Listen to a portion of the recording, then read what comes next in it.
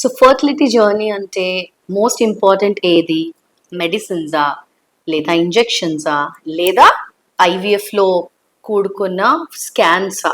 కాదు, ఇవేవి కాదు. మోస్ట్ ఇంపార్టెంట్ థింగ్ మీ ఐవీఎఫ్ జర్నీలో హోప్ అనేది చాలా చాలా ఇంపార్టెంట్. ఎందుకంటే ఈ ఫర్టిలిటీ జర్నీ అనేది జస్ట్ మీ శారీరక సంబంధంతో కాకుండా మానసికంగా కూడా చాలా చాలా ఒత్తిడి ఉన్న ఒక ఫర్టిలిటీ జర్నీ ఇది. సో ఈ టిప్స్ ఫాలో అయితే మీ ఫర్టిలిటీ జర్నీ సులువుగా ఎలా ఉండాలో నేను చెప్తాను, నోట్ చేసుకోండి.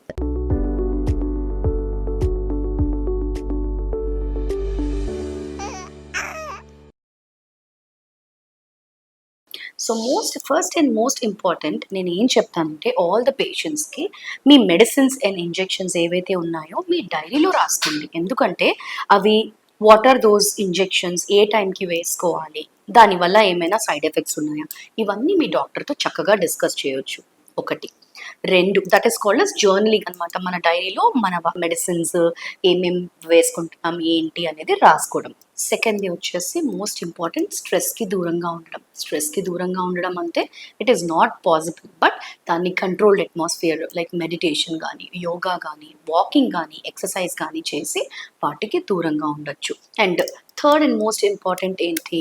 Obviously very very nourishing food. అంటే మీ ప్లేట్లో కనీసం ఒక 3-4 కలర్స్ ఆఫ్ ఫుడ్స్ అయినా ఉండాలి. లైక్ గ్రీన్ కలర్ వెజిటేబుల్స్ కానీ, yellow కలర్స్, ఇందులో phytoxanthins, antioxidants which help in improving your immunity and మీ ఎగ్స్ అండ్ స్పర్మ్ క్వాలిటీని పెంచే శక్తి వీటికి ఉంటుంది. సో ఆబ్వియస్లీ నరిషింగ్ ఫుడ్ అనేది తీసుకోవాలి. And fourth and most important, negative పీపుల్కి దూరంగా ఉండాలి. సో మనకు తెలుస్తుంది వీళ్ళు మన కోసం వాళ్ళు మంచి కోసం చెప్తున్నారా లేదా కావాలని ప్రశ్నించడానికి చెప్తున్నారా అన్నది.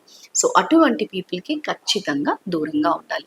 And fifth and most important, మీకు ఇష్టమైన బుక్ ఆర్ ఇష్టమైన ఏదైనా ఫిలాసఫీ గైడెడ్ బుక్ కానీ, లేదా మీకు ఇష్టమైన దేవుడి బుక్ అయినా ఒక కంప్లీట్ చేసుకోవాలి ఆ బుక్ని ఈ జర్నీ ద్వారా. So that also gives you some kind of control and stress control అనమాట బేసిక్గా.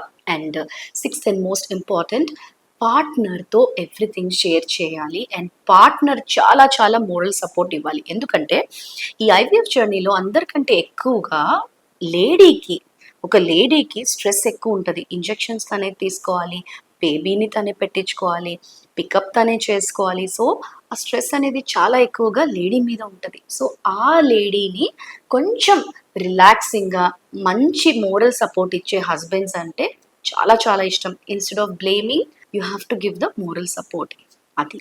సెవెంత్ది వచ్చేసి, మీ వర్క్ని మానేసుకోకుండా మీ వర్క్ ఏదైతే ఉందో, కొంతమంది ఎట్లా నేను వర్క్ మానేసి ఫర్టిలిటీ జర్నీ కోసం ట్రై చేస్తున్నా అంటారు.